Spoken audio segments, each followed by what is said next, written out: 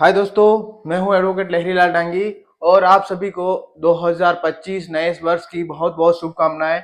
आज हम दोस्तों बात करने वाले एक अच्छे से टॉपिक के बारे में जो आप सभी के लिए उपयोगी है। आज हम बात करेंगे अगर आपके खिलाफ थाने में झूठी रिपोर्ट या झूठी एफआईआर दर्ज हो चुकी है, तब आप एफआईआर दर्ज हो गई है होने पर क्या करें। ठीक है दोस्तों, बहुत ही अच्छा टॉपिक है। झूठी एफआईआर दर्ज होने पर क्या करें, तो मैं आपको बता दूं। आपके खिलाफ अगर किसी ने झूठी एफआईआर दर्ज करवा दी है थाने में और आपको पता है कि आपने वो अपराध ही नहीं किया है और उसने जो भी रिपोर्ट दर्ज करवाई है वो झूठी है, बिल्कुल मिथ्या है, तो फिर आप क्या करोगे। और उसके लिए मैं आपको बताऊंगा। यस, अगर आपके खिलाफ झूठी एफआईआर दर्ज हो गई है तो आपको कैसे पता चलेगा कि आपके खिलाफ झूठी एफआईआर दर्ज हुई है या थाने में कोई एफआईआर दर्ज हुई है। तो अगर आपके खिलाफ रिपोर्ट दर्ज हुई है ना, तो थाने से आपको फोन आएगा।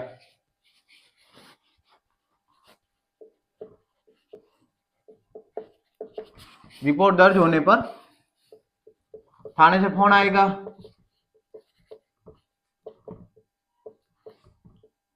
कि आपके खिलाफ ये फला फला व्यक्ति ने ये रिपोर्ट दी है, आप आइए और इसका समाधान करिए। ठीक है। और कई बार क्या होता है दोस्तों कि अगर आपके खिलाफ संज्ञेय मामले में कोई अगर एफआईआर हो गई है ना,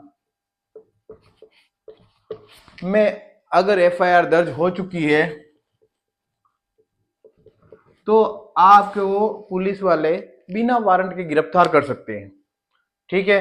अगर संजय धारा में आपके खिलाफ कोई एफआईआर दर्ज हुई है और आपको पता है कि आपने ये मामला मतलब अपराध किया ही नहीं है और आपके खिलाफ झूठी एफआईआर दर्ज करवाई है और एफआईआर रिपोर्ट दर्ज हो चुकी है, तो सबसे पहले आपको क्या करना है, आपके जानकार जो भी हो थाने में, अगर जानकार है या फिर नहीं है, आपके कोई अधिवक्ता है मिलने वाले, वकील साहब है कोई मिलने वाले है, तो उनसे पता करना है, उनको भेजना थाने में। आपको नहीं जाना थाने में। आप गए तो बिना वारंट के आपको कभी भी गिरफ्तार कर सकते हैं और थाने में आपको बिठा देंगे। ठीक है। तो सबसे पहले ये जानना है एफआईआर किसने करवाई है,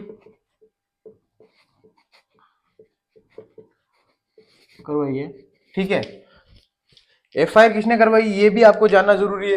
प्लस जो एफआईआर हुई है उसमें आपने कोई ऐसा कार्य भी किया है या नहीं किया है, या फिर उसने तो एफआईआर दर्ज करवा दी और आप उस टाइम घर पे थे या नहीं थे, या फिर आप उस जो अपराध की उसने बताया कि भाई ये अपराध आपने उसके खिलाफ दूसरे बंदे ने बताया जिस उसके खिलाफ किया है और उस वक्त आप कहीं दूसरी जगह थे। तो सबसे पहले क्या करना है आपको, एक तो जहां पे भी हो आप एक नजदीकी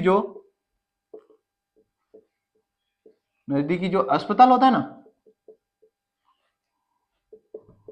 अस्पताल में आपको जाके वहां पे निशुल्क में, जो सरकारी हॉस्पिटल होते हैं वहां पे निशुल्क में जाके आपको एक तो वो पर्ची बनानी है। वैसे निशुल्क ही होती है वहां पे। ठीक है। अभी सरकारी में तो वहां से आप ये साबित वो पर्ची ले जाके आप थाने में बता सकते हो भाई ये जो इसने मामला दर्ज करवाया है वो झूठा है बिल्कुल। जब ये बता रहा है उस टाइम मैं वहां था, या फिर आपके कोई फोटोग्राफ्स है उस टाइम के, तो आप फोटोग्राफ्स भी पेश कर सकते हो। प्लस आपके खिलाफ अब संजय मामले में अगर एफआईआर हुई है, संजय मामले में हुई है, ठीक है, तो आपको क्या है, ये आप एक चीज ध्यान रखना, संजय मामले में अगर एफआईआर हो गई है तो आपको पुलिस थाने से जमानत नहीं दे पाएगी और संजय मामले में आपको कोर्ट से ही बेल होगी।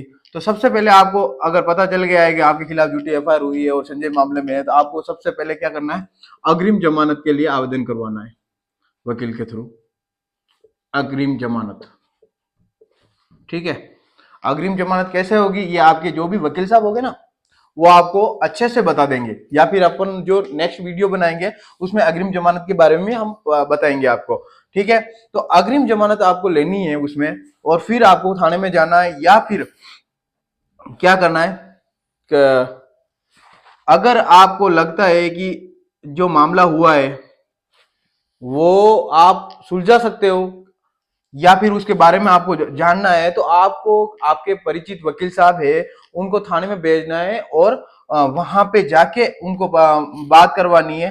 अगर कोई ऐसा मामला है जिसमें मतलब पूरा संज्ञेय है और पूरा झूठा बनाया गया है, तो उसके खिलाफ आपने एंटीसेपेटिक तो वैसे ही ले ली, ठीक है, और डायरेक्ट आपको थाने में नहीं जाना, ये चीज बता दिया, आप ध्यान रखनी है। और फिर जब एफआईआर तो संजय हो गई है, लेकिन अगर 7 साल से कम सजा वाले मामले में अगर एफआईआर हुई है ना, तो पुलिस वाले क्या करेंगे, आपको थाने से जमानत दे देंगे, ठीक है। थाने से जमानत दे देंगे 41A के नोटिस पे आपको, ठीक है। उस टाइम फिर आपको कोर्ट में जब आपको जमानत के लिए बुलाएंगे, वो जब उसका चालान पेश हो या एफआईआर पेश हो, कुछ भी हो, ठीक है। अगर झूठी है तो उसमें एफआईआर पेश होगा, और अगर माना कि आप वो साबित नहीं कर पाए और आपके खिलाफ पुलिस ने ये चार्जशीट पेश कर दी है, तो उस टाइम आपकी जब कोर्ट में बेल हो, तब आपको साफ से बताना है कि भाई ये मैंने अपराध ही नहीं किया है और ये मेरे को झूठा फंसाया गया है, ठीक है। वो आपके वकील साहब अच्छे से बताएंगे। और झूठी अगर एफआईआर दर्ज हो गई है तो आपको सबसे पहले अग्रिम जमानत में जाना चाहिए। और अधिक जानकारी के लिए आप अपने वकील साहब से या हम अपना जो भी है संपर्क सूत्र है बता देंगे, आप हमसे संपर्क कर सकते हैं। और हमारे चैनल को आप लाइक और सब्सक्राइब करें, और नए नए उससे हम वीडियो बनाएंगे तो आपको नए नए कानून के बारे में बता सकेंगे। तो कैसी लगी हमारी जानकारी आप हमें बताएं, कमेंट करें, और कोई अगर गलती हो रही तो भी बताएं। धन्यवाद।